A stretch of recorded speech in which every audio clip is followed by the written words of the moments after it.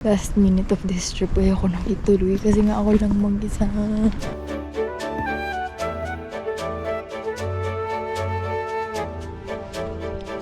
Hindi ko mag-isa. Ililikha artist page.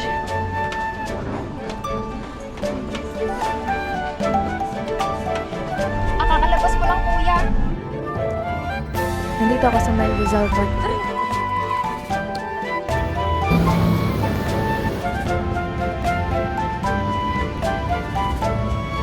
Naglalakad ako ngayon paakyat kasi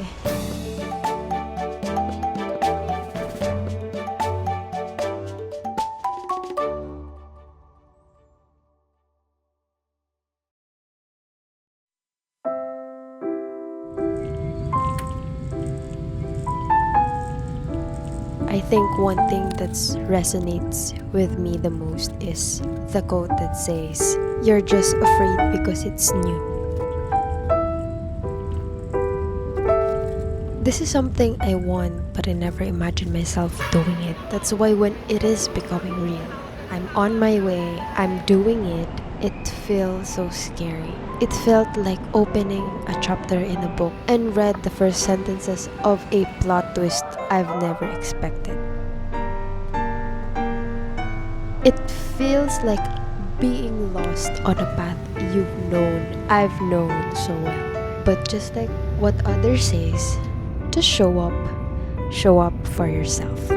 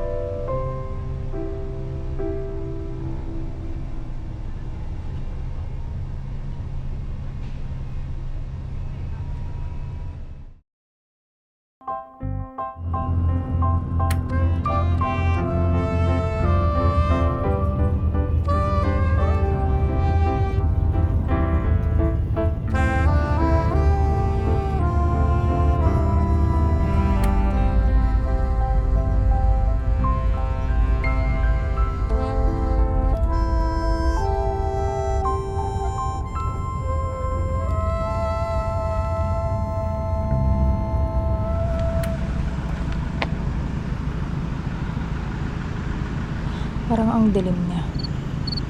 Teka lang, tama ba siya? Nandito na ako sa ay, 226. And meron akong friend dito siya nakatira talaga. So I asked her kung safe ba dito. And sabi niya naman, safe naman daw. Kailangan kong maglakad talaga. 800 meters yung cafe na hinahanap ko. And I'm just walking like alone. Alam niyo ba, like, last minute of this trip ay ako nang ituloy kasi nga ako lang mag-isa. Parang for me, it doesn't make sense. Pero yun, tinuloy ko. Despite of everything, tinuloy ko siya. So we are here. And all we need to do is just to get there. Dun sa cafe, have a very hot coffee.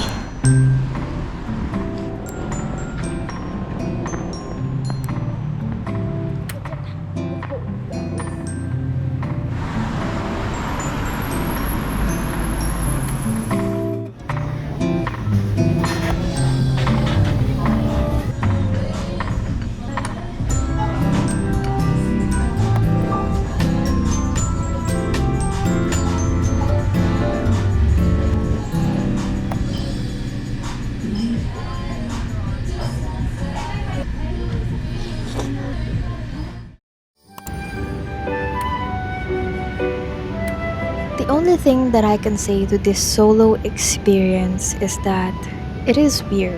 It's weird because I'm taking this opportunity to be brave and actually do this. And this is not the usual me to stroll in a city I don't live in, but immersing myself like a local for quite a bit of time. It's weird, but it's that positively kind of weird. And I like it.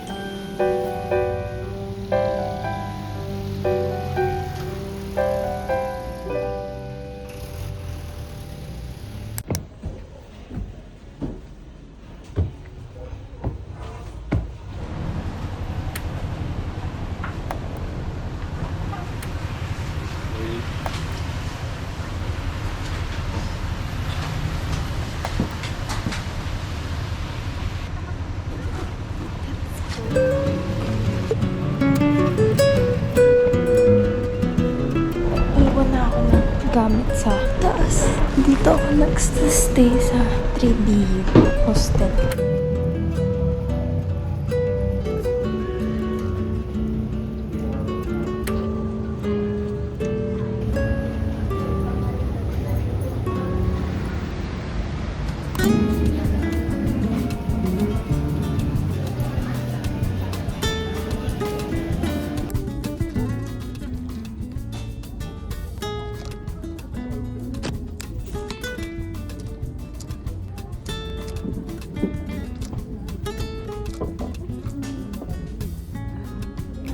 Kaya ko ngayon.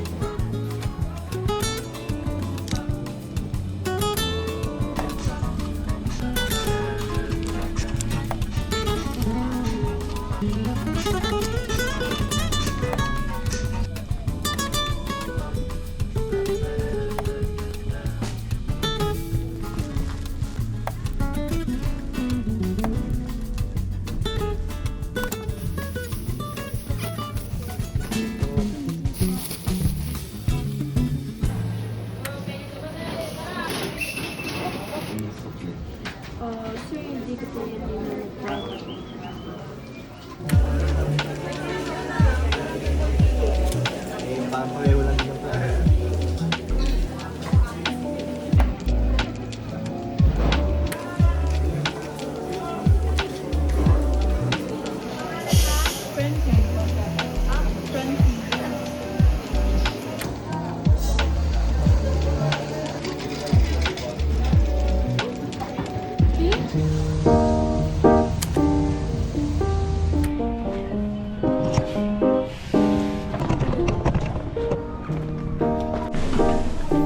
Dito na ako sa Ililikha Artist Village. And I'm looking for some coffee.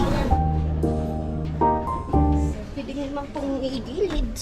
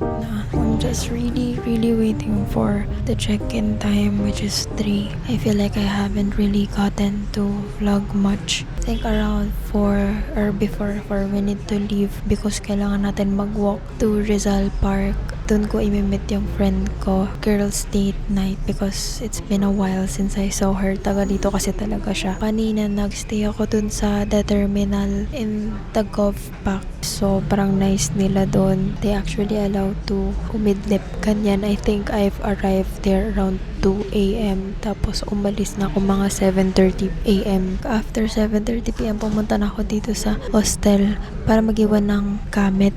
Tapos, after ko mag-iwan ng gamit, wala pa akong magagawa kasi mga 8 pa lang yun.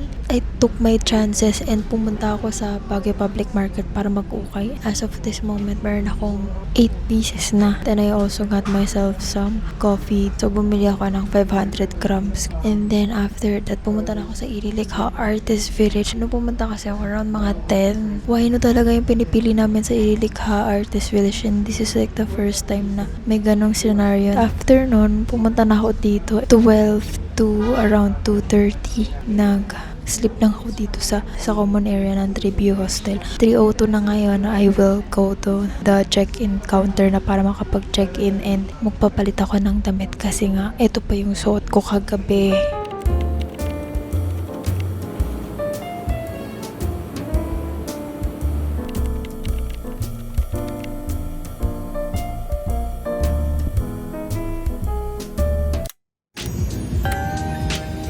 Lately, I felt so behind with things. But I asked myself again, who am I competing for?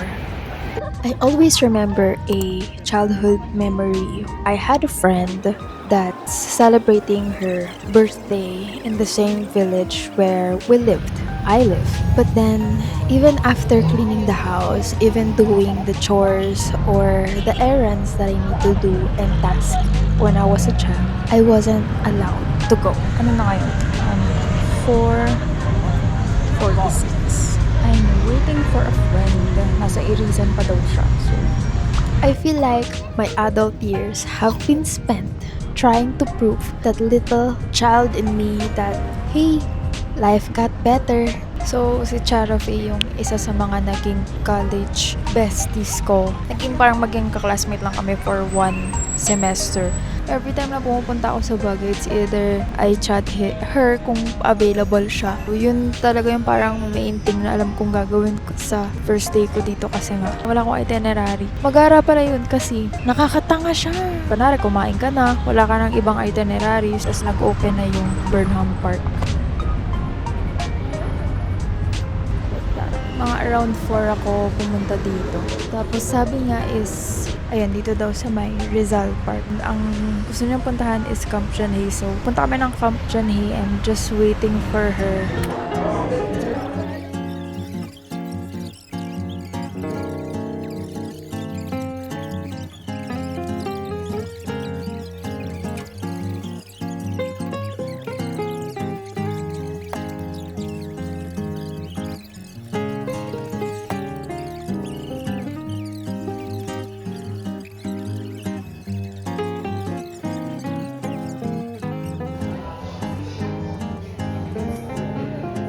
Alam mo yung nabuo na yung nabuo na.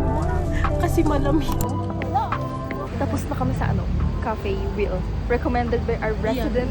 Tapos, nandito kami sa Botanica. Siya free! Oh well. Sabi ko sa kanya, gawan ko na siya ng ID. Sayang naman. Magkano ba ID dito? 50 pesos. Mas mura yun. Taga Kaysa sa po siya ticket. taga sa amin. Thank you.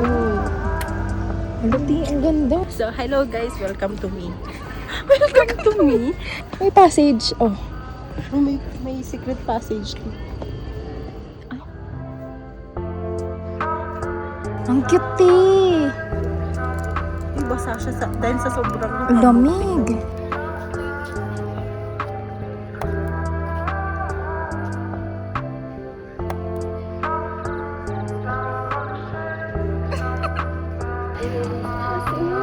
Ayan. Hey, let's go there. Doon pa.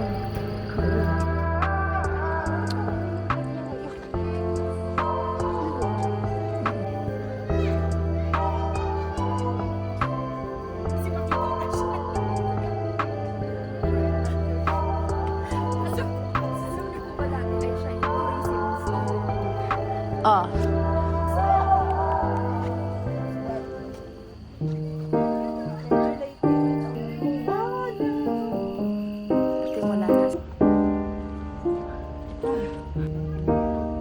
Medyo dull siya, oh.